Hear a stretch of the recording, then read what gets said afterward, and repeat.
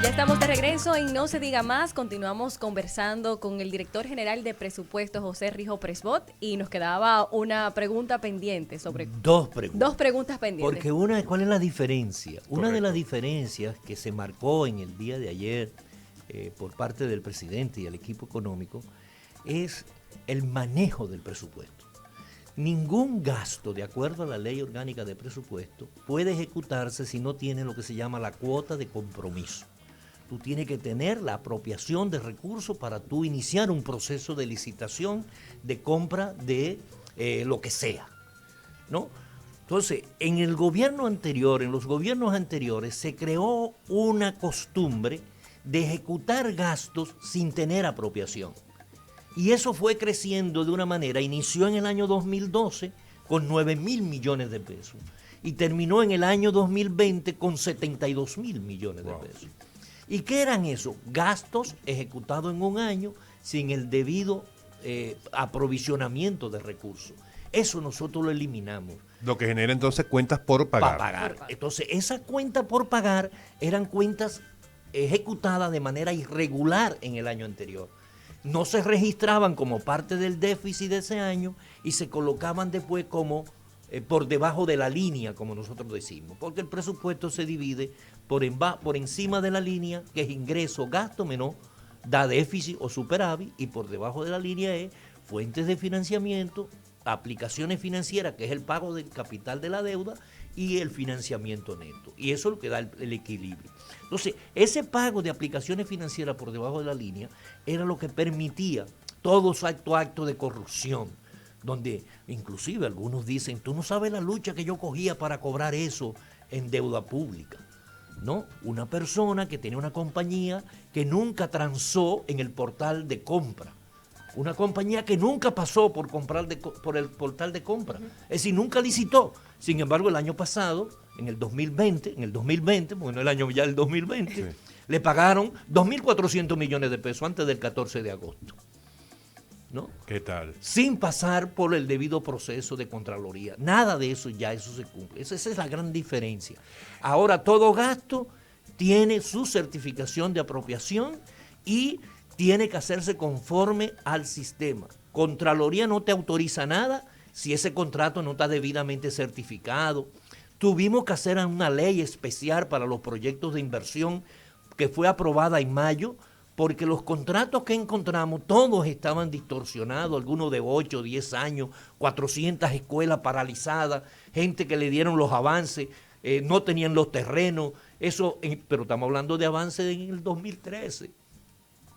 O algunos que le dieron el avance y comenzó a trabajar y llegó a un nivel y entonces le pararon el nivel de ubicaciones y esa obra quedó a mitad de camino, o en un 70 o en un 80, con 3, 5 años de atraso, que necesariamente se aumentaba por encima del 25%. Todo eso fue conformado. Ahora, ¿qué estamos planteando para el año 2022? ¿Qué es lo que tenemos? ¿Qué es lo que Karina quiere? Pero me permite hacer una pregunta antes de ir al 2022. ¿Cómo no? Y perdóname, Karina, pero tiene que ver con este desastre que acabas de describirnos.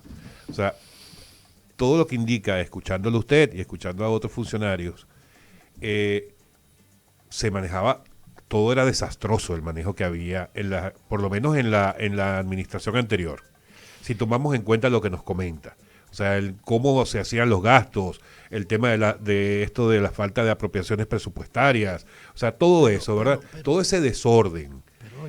Con todo ese desorden, ¿cómo se puede justificar que siempre los números del crecimiento económico, que es una cifra macroeconómica, fueran siempre tan positivos?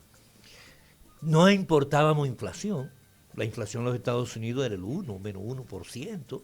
Para tú tener dinero guardado en Europa, tú tenías que pagar porque el rendimiento era negativo.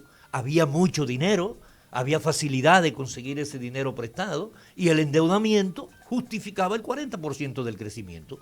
El endeudamiento. Ese endeudamiento es responsable, con ejecuciones para... Óigeme, yo te voy a dar unos datos.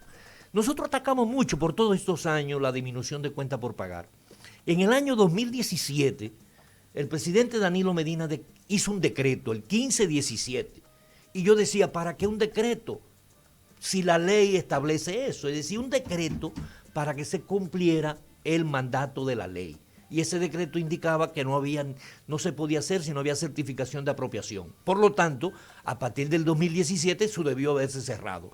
¿Cuánto fue la disminución de cuenta por pagar en el año 2018? 52.667 millones de pesos. ¿Cuánto fue en el 2019? 58.584 millones de pesos. Cuenta por pagar, es decir, gastos no registrados a través del sistema. Y en el año 2000 nos dejaron 72.000 millones de pesos. Es decir, que ahí viene la explicación. Ahora, ¿qué hemos hecho para el 2020? Que por primera vez hemos elaborado el presupuesto. Para el 2022. Para el 22, por primera vez hemos elaborado el presupuesto conforme a los ejes que establece la Estrategia Nacional de Desarrollo. En el eje 1, que es el desarrollo institucional, le hemos asignado 117.000 millones de pesos. Eso es el 15.8% del presupuesto. En el desarrollo social, que es lo fundamental, el 62.8% del presupuesto es para el desarrollo social. Unos 466.000 millones de pesos dedicados al desarrollo social. Al eje de desarrollo productivo le estamos dedicando el 12.6%, es decir, unos 94.000 millones de pesos. Y el último eje, que tiene que ver con el desarrollo sostenible, le estamos dedicando 65.000 millones de pesos. Por primera vez, la participación en el desarrollo sostenible, en protección del medio ambiente, llega al 8.8%. Nunca se había llegado a esos niveles de la diversidad, de protección. Y ese dinero, entonces, lo vimos objetivo por objetivo. El objetivo general de educación de calidad, ¿qué es lo que significa? ¿Cuánto hay que invertir para educación de calidad? ¿A cuántos estudiantes se le va a llegar? ¿Cuál es la esperanza de disminuir la deserción escolar, de disminuir la sobreedad? Porque uno de los problemas de la educación nuestra es que tú encuentras a un niño, un joven de 12 años, ¿no?, que ya debería estar en el segundo nivel y todavía está en el nivel primario, por los atrasos que tiene, ¿no? Entonces, eso crea una dificultad en el rendimiento y en la falta, y aquí viene uno de los problemas fundamentales de la educación, y es en la capacidad de los maestros de poder tener la diferenciación de individualidades en un aula. Y son de las cosas que tenemos que trabajar y que estamos impulsando para lograrlo. Entonces, para lograr esa calidad de vida, nosotros como primer eje fundamental es la garantía del derecho a la salud, ¿no?, y la universalización de la seguridad social. Es decir, asegurarle la salud a la población, mejorar los servicios de salud, y para esto hay todo un plan de reformar todo el sistema de salud, porque el problema no es solamente tener más hospitales, más médicos, es el sistema en sí, donde intervienen fundamentalmente 4 patas. La parte que tiene que ver con el órgano rector, que es el Ministerio de Salud, el responsable de todo el sistema hospitalario, que es el Sistema Nacional de Salud, lo que tiene que ver con el suplir los medicamentos, que es PROMESE, y lo que tiene que ver con la seguridad social, y en el caso estatal con SENASA. Si estos 4 elementos, estos 4 puntos, no están coordinados adecuadamente, el sistema no funciona, ¿no?, porque la salud está ligada a la seguridad social. Y uno de los temas fundamentales es cómo logramos que volvamos a esa atención primaria que nunca se ha podido implementar, esa estrategia de la atención del primer nivel médico. Igualmente, trabajamos mucho en todo lo que es la protección social, seguimos con los programas de solidaridad, con una gran dificultad, porque para todo esto necesitamos recursos. Entonces tú dices, ¿cómo vamos a coordinar? Bueno, el 99.7% de todos los ingresos que se recaudan a través de la Dirección General de Impuestos Internos y de la Dirección General de Aduanas, las 2 oficinas fundamentales de recaudación, se van en 6 renglones de gasto. En educación, con el 4%, en salud, en los subsidios sociales de protección social, en el pago de los intereses de la deuda vieja que nos dejaron 193.000 millones de pesos que tenemos que pagar solo de intereses, más el pago del capital de la deuda, que son unos 109.000 millones de pesos, más el subsidio eléctrico y los subsidios que hay que dar. Y todo eso, indudablemente, que exige una mejoría en el gasto, porque si el 99% se nos van en esos 6 renglones, ¿qué pasa con los ayuntamientos, con los otros poderes del Estado, con toda la administración del Estado? Porque ningún otro ministerio está concebido ahí en esos recursos. Entonces necesitamos hacer un esfuerzo cada día de mejoramiento del gasto, de darle calidad, ¿no? Y tenemos demanda, en el presupuesto tenemos demanda por más de 150.000 millones de pesos, porque todas las instituciones quieren más dinero. Sí. Todas las instituciones necesitan más, encontraron un desorden, tienen que mejorar, pero aún nosotros creemos que se puede hacer una mejor planificación. Entonces, como parte importante de la planificación, por primera vez en muchos años, no recordamos el último año que se pudo hacer, desde ahora, ya hoy hemos concluido con la programación de cuotas, ya aprobamos la cuota para el primer trimestre. Y a partir del día 10, todas las instituciones van a disponer de recursos para iniciar todos sus procesos. Porque aquí la costumbre es de que hasta marzo no me ponen dinero. Ya lo van a tener a partir del día 10 disponible para que no haya excusa. Ahora tiene que programarse. Porque el que no ejecutó en el primer trimestre su programación, no se le va a acumular para el trimestre siguiente. Va a haber que hacer una reprogramación. Claro. Ahora que mencionas eso de ejecución, recientemente veía, y suele ser un tema de discusión, lo de la ejecución presupuestaria. Porque hay quienes comentan que en el 2020, ese primer semestre de esta gestión, y en el 2021 la ejecución presupuestaria no alcanzó más de un tanto por ciento, queriendo hacer ver que el gobierno dejó de gastar o de invertir gran parte de lo que había presupuestado. ¿Eso es una realidad? No, eso es falso, totalmente. El problema es que nosotros hemos sido eficientes. Y nos dijimos en octubre del año pasado, vamos a tener un déficit del 3%. Y estamos terminando con un déficit menor del 3%. Nosotros le solicitamos en octubre del año 2020 al Congreso que nos aprobaran 291.000 millones de pesos de financiamiento. ¿Cuánto estamos terminando? ¿Cuánto terminamos el 31 de diciembre? Terminamos con 153.000 millones de pesos nada más de financiamiento. Porque aquí hay un problema terrible con el manejo de la deuda, ¿no? Que el gobierno se endeudó en 2.900 millones de dólares más, ¿no? Pero es que 2.900 millones de dólares son 170.000 millones de pesos. Y lo que le autorizó el Poder Ejecutivo eran 291.000 millones. Es decir, que estamos cogiendo menos de lo que nos autorizó el Congreso. Porque hasta que no disminuyamos el déficit, hasta que no lo eliminemos el déficit, señores, el único país que ha sido mejorada por 2 calificadoras de riesgo es República Dominicana. Estábamos en negativo y estamos en estable. Vamos a continuar quizás mejorando. Oh, pues claro que sí, porque cada día aprendemos más, porque esto ha sido una escuela este año, ¿no? Eso te iba a preguntar. Vamos ya más a lo anecdotario, vamos a darle un poco a los tecnicismos. Exacto.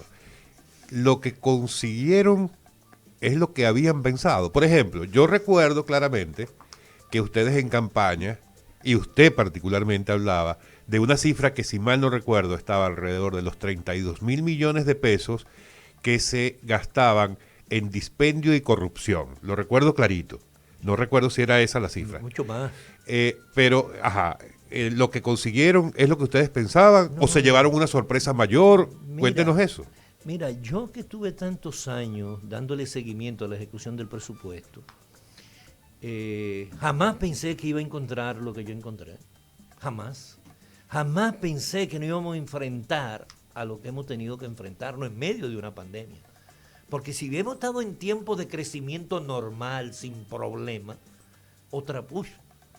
tú te imaginas lo que nosotros hubiésemos podido hacer, ¿no? Porque hemos tenido que dedicar muchos recursos a la pandemia, al subsidio, ¿no? ¿Y qué ha pasado con la inversión? Bueno, al principio de año, indudablemente que los proyectos de inversión fueron muy lentos. Hasta octubre, hasta septiembre todavía, la inversión iba muy lenta, el gasto de capital. Y era porque tuvimos que montarnos en unos proyectos de inversión de 8, 10, 12 años, que eso fue lo que encontramos. No tuvimos tiempo de hacer nuevos proyectos de inversión. Tuvimos que montarnos sobre lo que ya existían, porque para nosotros, para que un proyecto de inversión esté en el presupuesto, tiene que tener lo que se llama el código SNIP, que es el código del Sistema Nacional de Inversión Pública. Y como habíamos llegado, no teníamos chance de hacer. Ahora, la mayoría de los proyectos nuevos, el 94% de los proyectos nuevos que hay de inversión para el año 2022, ¿tú sabes de dónde han surgido? De los consejos de ministros regionales y de las juntas de vecinos, porque se han elaborado los códigos SNIP. En Agua solo tenemos más de 70 códigos SNIP de proyectos nuevos. Ahora, los viejos que encontramos, todos tenían dificultad los contratos. ¿Por qué? Porque eran contratos que no se habían actualizado y hubo, pues repito de nuevo lo que decía, hubo que hacer una ley. Porque de acuerdo a la ley de compra y contrataciones, tú no puedes hacer una adenda que supere el 25%. Y antes se hacía adenda que superaba el 25%, otra adenda más que superaba el 25%, otra adenda más, y hacían 5 adendas. Y hubo una escuela que costaba originalmente 32 millones, terminaba en 140 millones de pesos. Eso nosotros no podíamos hacerlo. Nosotros teníamos que tener la autorización para revisar todos los contratos y hacer lo que se llama el equilibrio económico. Y eso fue lo que hicimos. Inmediatamente revisamos todo eso, se certificaron. Estamos terminando con cerca del 90% del gasto de capital. Al final, los ahorros que ha tenido el gobierno en distintos renglones, por ejemplo, con el saneamiento de varias nóminas públicas, ¿se van a ver reflejados en este presupuesto del 2022 con estos fondos redireccionados a otros objetivos? Indudablemente que sí, no solamente lo que tiene que ver con nómina, cosas más, gastos en alquiler, en viático, en gasto de representación, en algo que se llama productos útiles no identificados. ¿Qué incluye eso? Cualquier cosa, 5.000 millones de pesos. Productos útiles no identificados. Y ahí se podía contratar cualquier cosa, ¿no? En publicidad. La gente dice que hay mucha publicidad ahora. No, el problema es que se está colocando la publicidad. Pero hemos disminuido en más de casi 2.000 millones de pesos con lo que se gastaba anteriormente en publicidad. El problema es que ahora la publicidad está siendo efectiva, ¿no? Está siendo más concentrada en un solo órgano, sí, ¿no? Menos, todavía nos quedan algunas instituciones que no acaban de entender, ¿no? El plan de unificar toda la publicidad estatal en un solo. ¿Se busca mucho lío usted con los funcionarios? Cuando le baja... Pero uno le explica esta realidad y le dice, señores, esta es la realidad, no podemos estar por encima de lo que... Además, nada que no esté conforme a la norma se autoriza. Usted quiere un nombramiento, tráigame la no objeción del Ministerio de Administración Pública, ¿no? Usted le está poniendo un salario, tráigame la escala salarial que ordena el Ministerio de Administración Pública. No es arbitrariamente que usted va a ponerlo. Es cierto que usted es uno de los primeros 5 nombres que le salen al presidente Abinader a las 2 de la mañana cuando quiere llamar a alguien. No sé en qué nivel. Pero le ha tocado su llamadita. Me ha tocado, indudablemente que sí. Pero lo dice como con tristeza.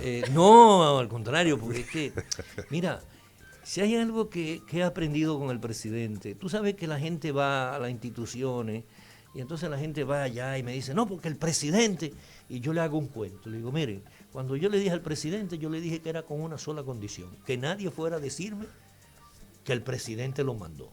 Y lo que el presidente me dijo a mí, nadie piensa por mí. Yo te mando la cosa para que tú decidas si es conforme o no. Entonces yo le hago ese cuentico a todos los que van allá para que no me vayan a dar presidentazo. Presidentazo. Pero el presidente es un hombre tan preocupado que él está al mínimo detalle, él está pendiente. Al mínimo recurso, a la necesidad de una comunidad. Mira que en Bonao, el acueducto de Bonao, ¿qué ha pasado? Que necesita resolver el ayuntamiento. Cada detalle el presidente está pendiente, ¿no? Y de la mejor utilización de los recursos. Y queriendo hacer más, pero está más limitado, ¿no? Por ejemplo, mucha gente dice, no, porque no le dan a la Junta Central Electoral lo que le corresponde por ley. que son 17.000 millones de pesos, o al Poder Judicial, o al Congreso. Y yo le digo, pero es que no le damos lo que le corresponde al presidente. Si aplicamos la ley, al presidente teníamos que haberle puesto este año 2022 más de 41.000 millones de pesos para su discreción. ¿Tú imaginas al presidente manejando 41.000 millones de pesos? ¿Cómo él lo maneja? Es al chele. Sin embargo, lo que tiene son 4.800 millones. Es decir, menos del 10% de lo que le corresponde por ley. Porque hay una rigidez en todo este sistema de porcentaje fijo para las instituciones, que es otra de las cosas que estamos trabajando, porque no es posible asignar recursos por adelantado. Nosotros tenemos que seguir haciendo un esfuerzo de presupuestar en función de lo que esa institución debe de hacer y cuál es el impacto que va a tener su actividad en la población, ¿no? Pero te digo, el presidente está pendiente, no solamente a la 1, a la 2, a la 3, a la 4, a la 5, a cualquier hora. 24/7. Él está 24/7 por este país. Y yo creo que ese empeño también lo ponen los funcionarios, también le manda ese mensaje a la población y al sector privado, porque definitivamente la generación de empleo tiene que seguirse impulsando desde el sector privado, pero empleo de calidad, que se aumente el salario para que haya mejor pensión, porque el problema de la pensión aquí está ligado a un nivel de salario muy bajo. El promedio de salarios en el sector público es de 28.000 pesos, porque la gente cree que son salarios enormes los que hay en el Estado, ¿no? Y hay algunas instituciones que están fuera del gobierno central, como la Superintendencia de Banco, el Banco Central, el Banco de Reserva, que tienen otros rangos de salario, ¿no? Pero yo encontré analistas presupuestarios con maestría, con 12, 15 años de experiencia, ganando 45.000 pesos. Y una persona que estudió, que hizo una maestría, que tiene una responsabilidad de darle seguimiento al presupuesto de la institución, no puede tener un salario tan bajo, porque lo que le quedan son 32.000 pesos. Sí. ¿No? Y quiere superarse. Entonces, a eso había que arreglarlo. Entonces, todo eso es parte de mejorar. Además, hay un desorden tan grande en las instituciones. Aquí todo el mundo quiso ser un pequeño jefecito. Y se crearon muchas unidades ejecutoras. En la presidencia, 30 unidades ejecutoras. Ya hemos eliminado como 8. Y vamos a seguir eliminando unidades ejecutoras. ¿Por qué? Porque una unidad ejecutora te demanda un departamento administrativo financiero, un departamento de compra, una división de recursos humanos, comunicación, periodista, qué sé yo qué, ¿no? Y fíjate, el desorden era tan grande, mi querido amigo, que yo encontré en presupuesto hasta un parqueador de carrera. No, de carrera. De carrera. Ay, yo tengo 2 periodistas allá que no lo conozco, que tienen 1 año y 4 meses ahí en la institución, que yo no los conozco, que son de carrera y yo no lo puedo tocar, y yo no lo necesito, porque yo no necesito periodistas. Y además, casualmente son de carrera desde mayo, junio del 2020. No sé, pero son de carrera. Alex. No lo puedo quitar. Eso es parte del gran desorden que encontramos. Don José Rijo Presbot, director general de presupuesto, gracias por atender a nuestra invitación. No, gracias a ustedes por este espacio que les he robado.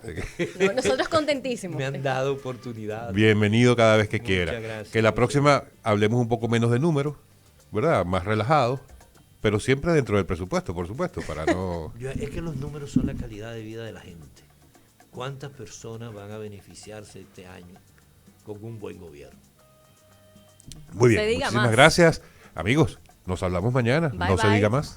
Pa' que no se diga más, pa' que no se diga más, pa' que no se diga más, pa' que no se diga más. Y ahora aguanta.